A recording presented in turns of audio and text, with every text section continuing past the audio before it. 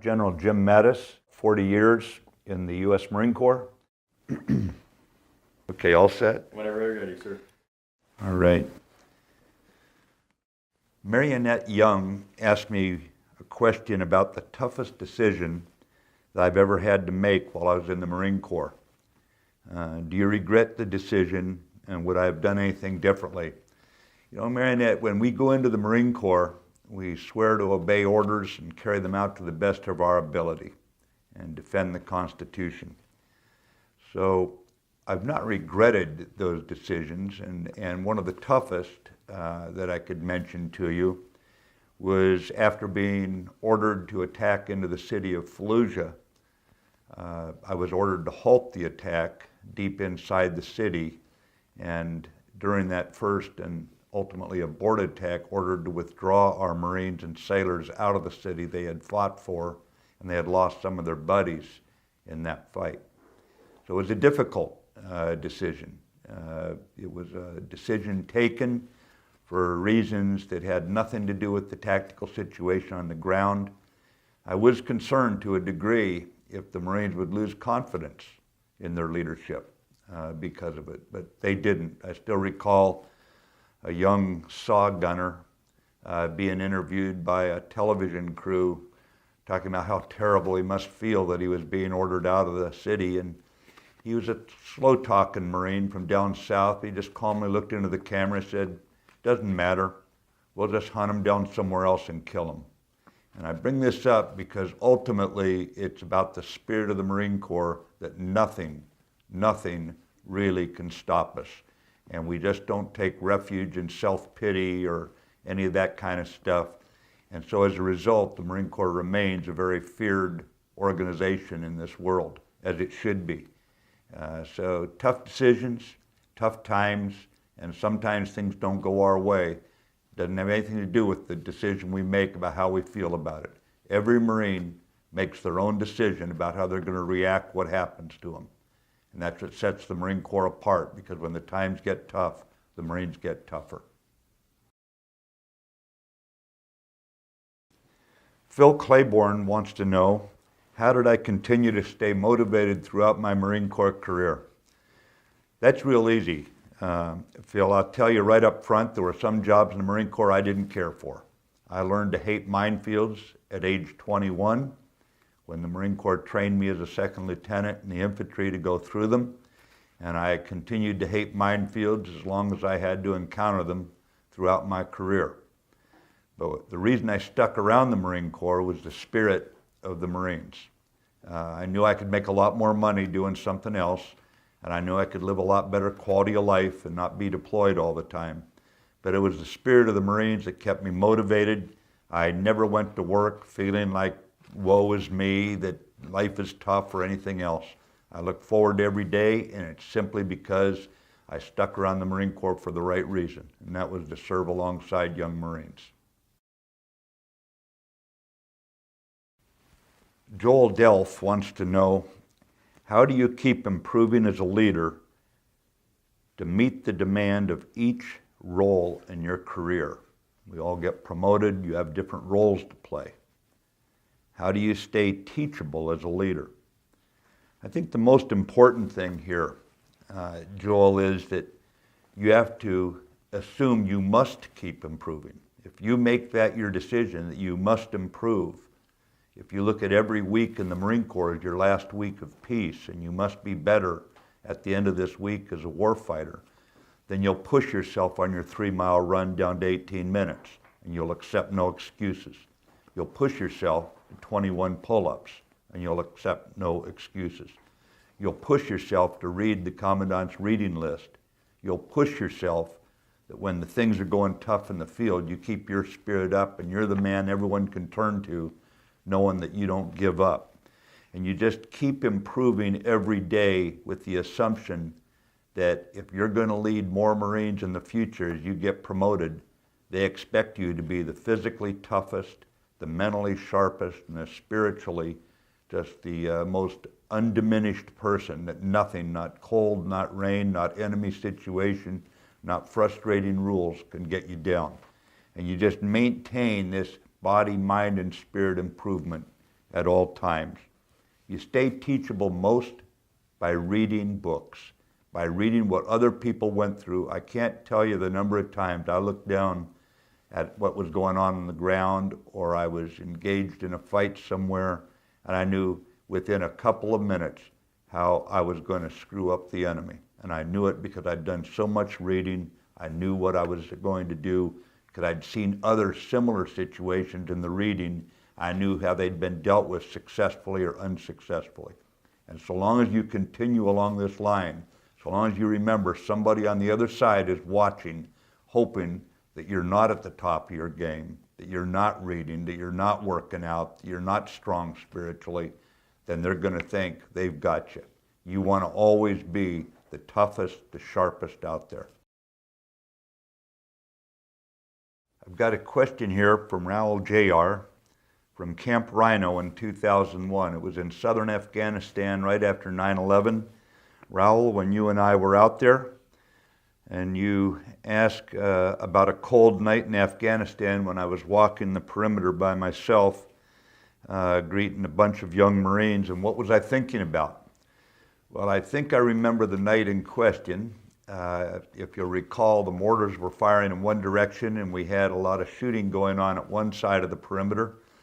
And the reason they keep some of us gray-haired guys around is because it's not our first war, it's not our second war. And what I was doing was walking to the opposite side of the perimeter, just suspicious if the enemy was perhaps feinting on one side and they were actually going to attack over on your side of the perimeter. So I was over there knowing full well that the Marines at the position that we were being attacked would handle the enemy. I wanted to make certain we were ready for any surprises. So I was over there just checking on the Marines, seeing how they're doing. And all of them wanted to get over to the other side of the perimeter and get in the fight. And I said, oh, you boys just stay right here. There'll be plenty of fighting before this is done. So that's what I was thinking about that night, Joel. And thanks for being out there. It was a cold night. Jonathan Herrera wants to know, what is the one leadership lesson you learned as a general grade officer that you would wished you have known your whole career? You know, you learn all the way through, Jonathan. At each rank, you're learning more. And if there was one lesson that came more and more into focus over the years, it was one I learned by watching similar-sized units. Like, for example, I watched dozens of platoons go through certain ranges, or I saw companies, dozens of companies in fights. I always wondered what made one unit better than another. They were all well-trained. They all came through the boot camp. All of them had been recruited from America, and they were quality young men. So what made them different? It was the junior leadership, the junior NCOs, the junior officers whose coaching, whose animating spirits brought out the best in their troops, who had admired leadership. We all know that earning the trust and respect of your subordinates is critical. You simply have to earn that trust. You have to earn that respect. You have to earn that every day, because when it's all over and done with, you're not going to win any fights as a leader. Your troops are going to win those fights. But there was another word I learned to prioritize as I evaluated units, and that word was affection. It's not popularity, with all the favoritism that comes with trying to be a popular person as a leader. That's a road to failure. But affection that you create in a unit, an affection so strong that the troops will stick by one another, they'll carry out the mission even in peril. And I bring this one up because I believe that that kind of affection brings out self-discipline, where people don't want to let down the unit. And I think that if there is one lesson I learned along the way, that the more you can build that kind of affection in a unit, when the going gets tough, when people are getting shot down around you, it'll pull together, it'll pull through. And it'll be a lot smoother organization. It'll move more rapidly against the enemy, more fluidly against the enemy, and it will, generally speaking, have fewer disciplinary problems in garrison, whether they be DUIs, sexual harassment, or all that stuff that you see some jerks do. And on the other hand, when you're in combat, you'll find that they really play hell with the enemy because of what they sense about each other and the conviction they have to supporting one another, their commitment to one another. Philly Best 36. Where do you guys get these names? Wants to know, what leadership books do you recommend? It's a great question, because the Commandant's reading list is designed specifically to identify the very best reading there is on leadership. If you go to that reading list, you'll find Gates of Fire. And when you read Gates of Fire, you find you as a young leader will never face anything worse than what fighters have faced in the past. If you read Eugene Sledge's book about With the Old Breed at Peleliu in Okinawa, you'll find the spirit of the Marine Corps overcoming the most difficult combat conditions. And again, you'll find that you will face nothing new under the sun. You will be able to overcome it if you keep your Marine Corps training and your Marine Corps spirit foremost. It requires you to do a lot of reading because there are many different styles of leadership. You must stay authentic to who you are, but at the same time, we expect you to lead in no uncertain terms. In the Marine Corps, you're not paid to have a midlife crisis or ask people to help you through your midlife crisis. You're there to give the enemy a midlife crisis, and that means you put your Marines together into a good, tough team. And by reading from the Commandant's reading list, you cannot go wrong in getting different leadership ideas that will serve you very, very well. Sepia All the Things wants to know, what did you look for in your NCOs, and how should the relationship between an NCO and an officer complement one another? You know, Sepia, for all NCOs and petty officers in the Fleet Marine Force, I looked for two qualities. I knew I could trust Marines. I made that assumption. I could trust Marines. So what I was looking for was initiative and aggressiveness. I wanted them to have the initiative to take charge, the aggressiveness to carry out whatever the order was. I wasn't interested in them saying that something was difficult. I wasn't interested in the difficulty. Difficulty is an excuse that the Marine Corps will never accept from its sailors and Marines, its petty officers and NCOs. So I looked for the initiative and aggressiveness and the ability to bond with their troops so that their troops looked at them as the admired leader, the toughest leader, the most capable leader that they could hope for. As far as the relationship between an NCO and an officer, there are some things that rightly belong to NCO leaders. These are things that have to do with the daily functioning of the unit, while the officer should be more concerned with being the sentinel, looking further out, making certain his unit is ready for whatever is coming down the pike, whatever missions are coming. So he's always on the lookout for an enemy, for an ambush, this sort of thing, and creates that kind of combat hunter mentality in the Marines.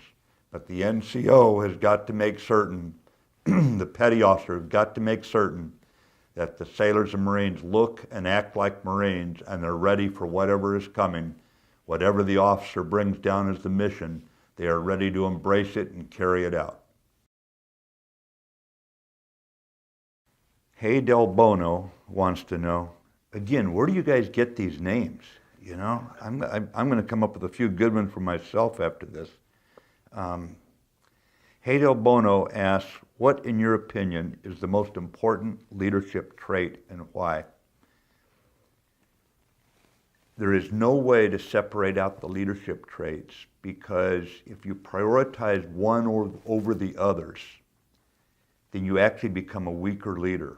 You've got to look at all of them and how they come together that make you into the kind of leader that your troops want to follow and are willing to follow, knowing you have the skill and the enthusiasm, you have the passion, you have the compassion that makes you the full package.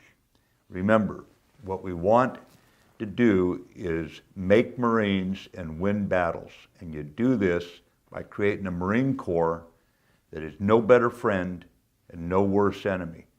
You can't be strong in one leadership trait and lackluster in another and be a good leader. So the answer to the question about which is the most important leadership trait, I think it's how you put it together in your own authentic way so you stay yourself, but at the same time you recognize your responsibility to put all the leadership traits together in one complete package. Roy McVeigh asks, what is the kill casualty radius of my knife hand? Well, Roy, I would tell you that once you get to be a high-ranking officer, the kill casualty radius is whatever your Marines make it. And by the time I got up to senior ranks, it was hundreds of miles. But I would just tell you that I remain humbled that I was able to stay in the Marine Corps so long when young Marines like you would make that kill casualty radius very deep in enemy territory and carry out the Marines' mission in a way that by the time you're a high-ranking officer, basically your reputation is carried, made by you young Marines who went into the fights with the enemy. So the kill casualty radius, as far as you can throw it there, young man. Thank you.